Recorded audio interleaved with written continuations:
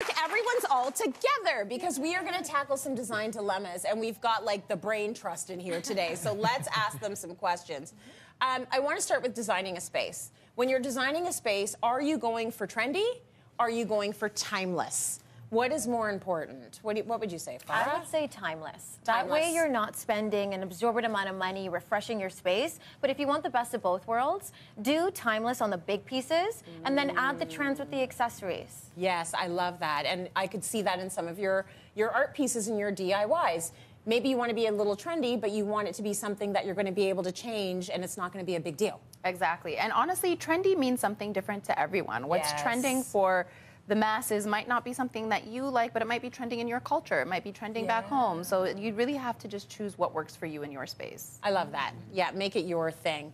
Okay, so how do you balance, and I'll give this to the bro laws, how do you balance a client's vision with their budget? That is a loaded question. Yeah, like are there some strategies? I know we were talking at the beginning of the show, like what if the architect has drawn this gorgeous design and the contractor's like, that is way beyond the budget. Like, what do you say with a client who has champagne tastes on a beer budget?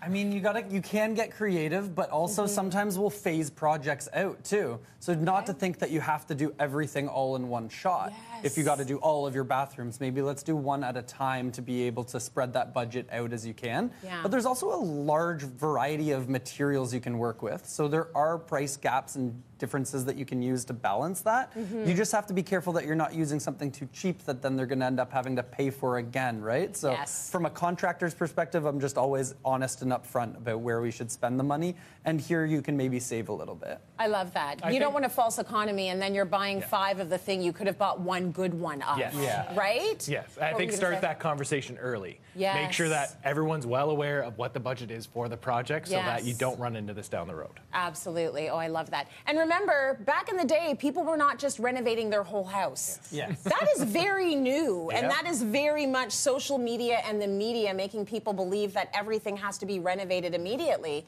For us, it was like one line of credit did the whole house. Right. Yes. Let's use this line of credit and do the living room. Let's pay it back. Let's use the line of credit and do the kitchen. Let's pay it back. You know what I mean? So phasing things out, I think, is a smart way to look at it as well. That's great.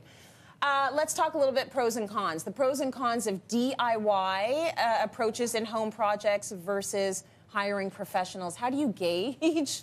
Because you're a DIY. I'm very clear about what I would do DIY and what I would not do. So anything electrical or plumbing, I hire out 100%. The type of damage that those two kind of fields can cause to your home, something that I'm not willing to take responsibility for. Yeah. Everything else, all of the design stuff is DIY-able. DIY-able. Words of wisdom from Mary. Thanks so much to all of